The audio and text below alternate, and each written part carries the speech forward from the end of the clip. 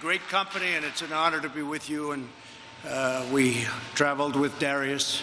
He's a great chief executive. He's a great businessman, done a tremendous job with your company. But I'm thrilled to be here in the fantastic state of Arizona. I love Arizona. With the incredible crew. I had some good moments here, especially on election day. It was a good moment, right? But they're incredible, patriotic and hardworking men and women of Honeywell. Moments ago, we saw the brand new production lines where you're making high-quality N95 respirators, and they are made to perfection. There's no bad masks like various countries have been sent some very bad masks from other places. There's nothing like that at Honeywell. Respirators are there to protect our heroic doctors and nurses as they fight the unseen enemy. More than 150 Honeywell employees are working around the clock, 3 shifts a day, 6 days a week. You are the greatest industrial, and think of this, what you've done. You're part of this incredible industrial mobilization, the biggest since World War II. Hard to believe for an invisible enemy, but it's a vicious enemy, smart enemy. Like generations of patriots before you, the workers of this factory are pouring their heart and their soul and their blood into defending our nation and keeping our people healthy and safe. You make America proud. You really do, and I want to thank you very much. That's why I'm here. I want to thank also the entire leadership team at Honeywell, including Darius, who's, again, fantastic man, Ann Madden, Mike Madsen, John Waldron, Jim Carroll, Brian Ruddick, William Lang, Tony Stallings, and Romina Cannonshaw. In normal times, it would take 9 months to stand up one facility like this. But Honeywell has built this in less than 5 weeks, creating 500 new jobs in Arizona and another 500 jobs in Rhode Island. Together, these new factories will soon produce more than 20 million N95 respirators every single month, a truly miraculous achievement.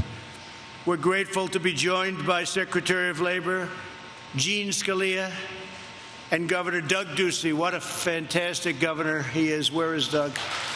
Where is Doug? Thank you, Doug. You're doing a fantastic job.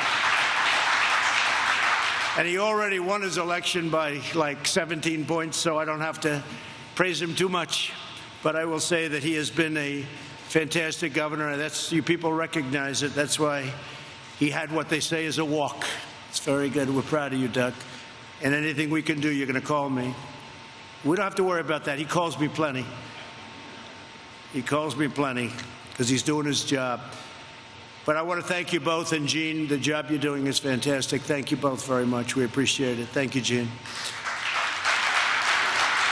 And I also want to express my appreciation to Senator Martha McSally. Fantastic person. Fantastic person. She's fighting to uncover the full truth about the China situation and how the World Health Organization handled the outbreak and what happened. There must be transparency and accountability. Martha's also somebody that is bringing tremendous amounts of dollars back to her state that she loves so much, the state of Arizona. And I know the governor appreciates it very much, Martha, and I appreciate it very much, too. You're doing a fantastic job, and good luck. Good luck. Thank you as well to Betty and Jorge Rivas at Sammy's Mexican Grill in Catalina. Where are they? They're around here someplace. They're great. Where is the bike? Come on up here. Come on up here. Come on. Say a couple of words. Say, these people, you know, I saw them on television. I saw them on television. They were being devastated by what happened. And I put out a simple tweet saying what wonderful people they are, and they became very rich. They had lines that went around the block. Say a few words, please. Come on. There's a mic right over here. I can't believe I have to socially distance myself from these two people. They're probably the ones that want it from me. Please say a few words. Mr. President, we thank you very much. I think you're doing a great job. Thank you. I think we represent a lot of the Latino community that is very proud of the job that you're doing. And I think most of us, all of us, all the Latinos are going to vote for you. Because we think you're doing, like I said, a very good job. And I thank you for all the support that you're giving us. And my wife and I are very happy. And what else can I say? Thank you. I really appreciate it. That's beautiful. Go ahead. Oh, that's nice. Would you like to say it? Go ahead, please. Yeah, you can pull that down. Muchas gracias, señor presidente. Estoy muy contenta y feliz. Y de parte de muchos latinos que nosotros conocemos, sé que su voto va a ir por usted. Latinos love Trump. Ah, that's yes. Great people. Thank you very much. Thank you. We'll see you. That's fantastic. So today, they took care of 150 healthcare workers at Devon Gables Assisted Living Facility in Tucson, and they've been helping a lot of the people here get some good food, and they're sending Donald Trump the bill. I can't write it off to the government because they wouldn't like that, but we're paying for it, so make sure you get me that bill. But we have, they are just two terrific people. Again, I saw them on television, and they were having a rough time, and now they're doing great. Everybody knows who they are, and they have lines of people wanting to get in. Food is supposed to be fantastic. To defeat the virus, we are harnessing the unrivaled power of American industry. We're using the Defense Production Act to manufacture over 100,000 additional ventilators. On top of our fast-growing national supply, we've mobilized our country. Ventilators are very hard to make, very complex, big, very expensive. And we are now at a point where everybody in this country that's needed a ventilator, right, Doug, has gotten it, especially here in Arizona, everywhere. And Doug's had some extra ones, and he sent them to other places where they needed some help. But we have gotten ventilators to everybody, and now we're actually helping other nations, and we're using them for stockpiles in case this horror show ever happens again. But not a single American who's needed it. I mean, I'm so proud of that. Because when we started with, I use the expression, the cupboards were bare. That means ventilators, and it means a lot of other things. So we're doing something very dramatic, and there hasn't been anything like what we've done since there's a mobilization since World War II.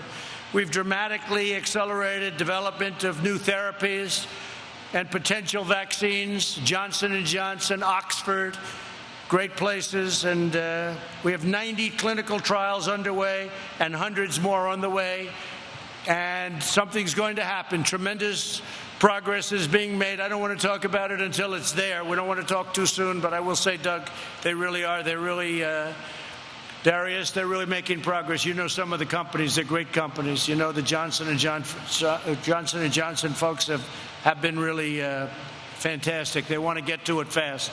So we'll see how it all comes out, and we'll all know very soon, and I think it's going to be a very positive event. Through FEMA, HHS, and our private sector partners, we're equipping our frontline medical workers with more than 70 million N95 respirators, 112 million surgical masks, 7 million face shields, 18 million gowns, and nearly 1 billion gloves. Today, we hear from a few of Honeywell's extraordinary workers who are leading the charge to equip our healthcare heroes and marshal our manufacturing might. That's what it is. It's a manufacturing might that we haven't seen for a long time. Bruno Aguinaga worked at another company for 22 years, but he jumped at the chance to support America and America's war against the virus right here at Honeywell. He's wanted to work at Honeywell always, and he had his chance. Now he is a first shift team leader. Bruno, please come up and say a few words. Bruno?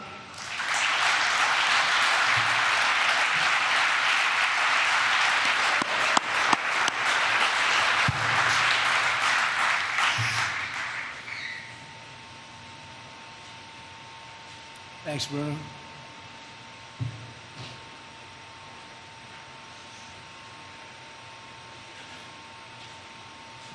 First off, we want to say thank you, Mr. President, from the Aguinaga family. Good.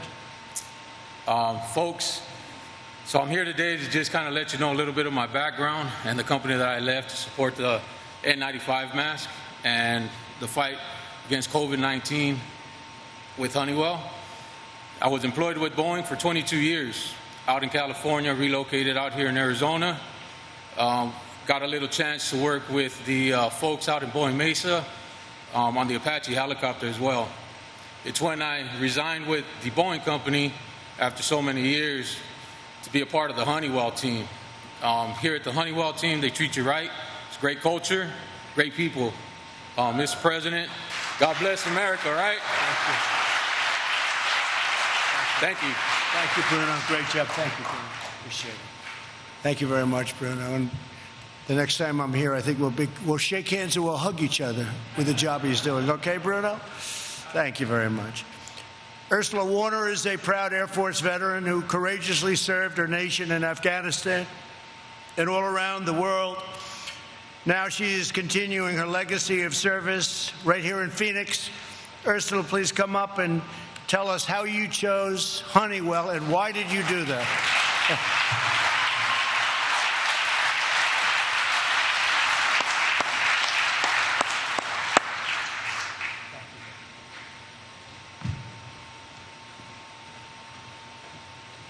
Good afternoon. My name is Ursula Warner.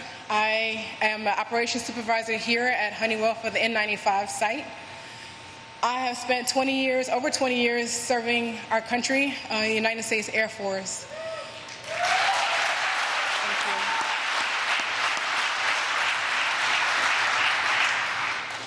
Thank you. Of those 20 years, I spent 15 years in leadership and management positions. Like the President said, served a tour in Afghanistan and a couple of tours in Iraq, and was highlighted by the United States Department of Army and Air Force for that. I just retired this past March, and I actually had a different plan, but after my retirement ceremony and I saw that the site, the N95 site, was standing up and what the purpose of it was for the first responders and our medical personnel on the front lines, I decided I wanted to be a part of that, a part of something bigger, to continue to serve this country in a different facet. I'd just like to thank the leadership and also Honeywell for the opportunity to provide different jobs and things like that for the people in Phoenix, and also me specifically, the opportunity to continue to serve my country in a bigger aspect. Thank you.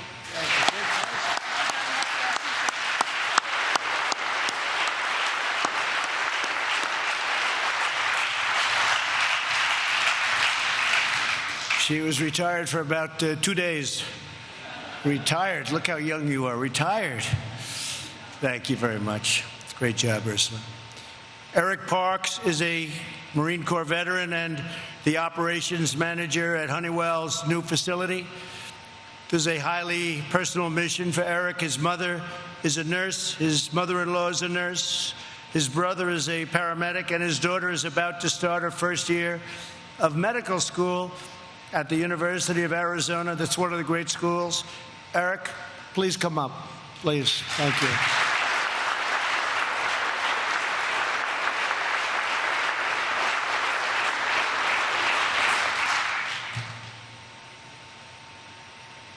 Thank you, Eric.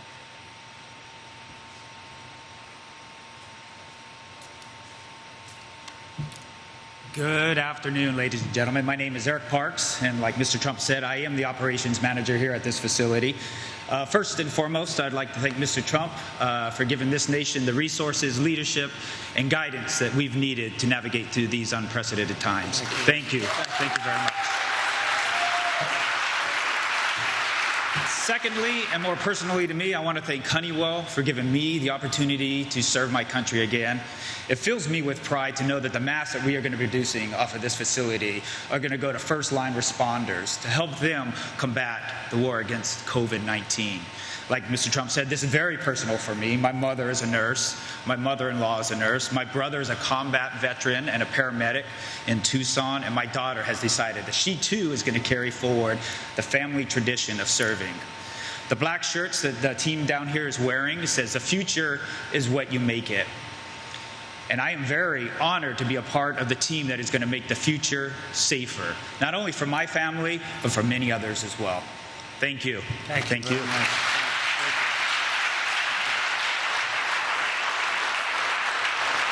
Thank you. As you know, this terrible plague has inflicted grave hardships on our people.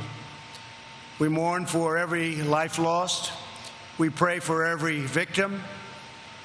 And we shoulder this burden together as one people, one family, and one great American nation. Thanks to the profound commitment of our citizens, we've flattened the curve, and countless American lives have been saved. Our country is now in the next stage of the battle, a very safe, phased, and gradual reopening. It's a reopening of our country. Who would have ever thought we were going to be saying that? A reopening. One day they came to us and they said, "Sir, we're going to have to close it down. We had the greatest economy in history." Darius can tell you about that. Greatest economy we've ever had. Best employment numbers, history of our country. Best stock market in the history of our country. Most number of jobs, almost 160 million jobs. We were never even close to that. And they said, "Sir, we have to close it down." It's a terrible thing, but we did what was right. And now we're reopening our country, and it's going to be something very special. I was saying before that we're going to have a transition period. Third quarter, it's going to transition. Fourth quarter is going to be very good, we think, very good. And I think next year we're going to have one of the strongest years we've had in a long time. And that's my ambition, to get it back to not only where it was, but to beyond where it was. And I just want to thank all of the people at this incredible company and this incredible plant.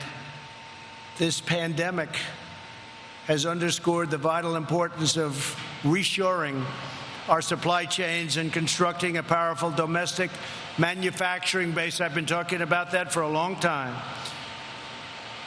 Oftentimes you'd see a plant like this in a different country doing the work you could be doing, and you'll do it better. The United States declared its independence nearly 250 years ago, but in recent decades, Washington politicians allowed our independence to be offshored, outsourced, and ceded to foreign countries. But we're taking it back, and we've been taking it back. And you look at our job numbers, you knew that we were taking it back. When we got up to almost 160 million, something had to be happening. One of the things that happened was we were taking it back. We know it matters where something is made, and we want essential medicine, supplies, and equipment to be manufactured, produced, and made right here in the good old USA. My administration believes in two simple rules: buy American and hire American. In the 20th century, Honeywell workers helped make America the world's greatest manufacturing superpower. This is a great company, and it played a very big role. Now in the 21st century, right here in Phoenix, Arizona, you're reclaiming the noble heritage and writing the next chapter of this incredible American story. And you have a great governor to lead your way, and you have a great senator to lead your way. You have a lot of people that are leading your way. It was the men and women of Honeywell whose craftsmanship made it possible for Charles Lindbergh to fly across the Atlantic and for Amelia Earhart to break boundaries in the sky. It was the men and women of Honeywell who built the periscopes, mortar sights, and autopilot systems that powered American warriors as they battled the forces of tyranny and fought to victory in the Second World War. And it was the unstoppable workers right here at Honeywell that helped our brave astronauts plant our American flag on the face of the moon, and we're getting ready to do it again.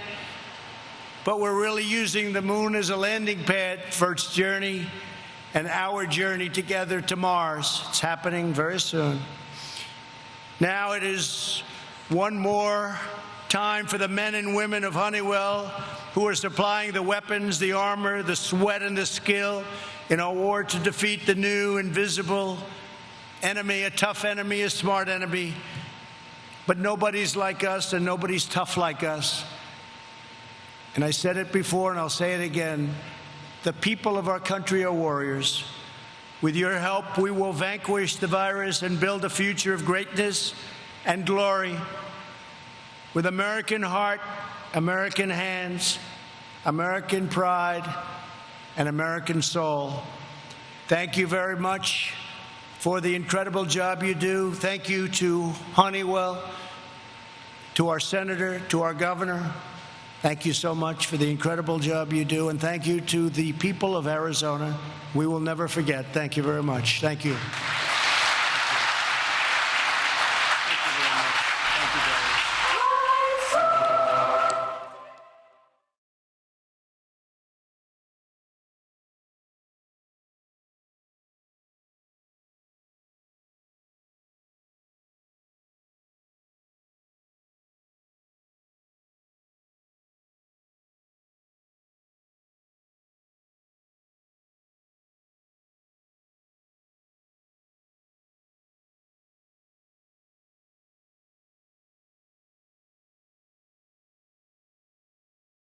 And thank you to everyone who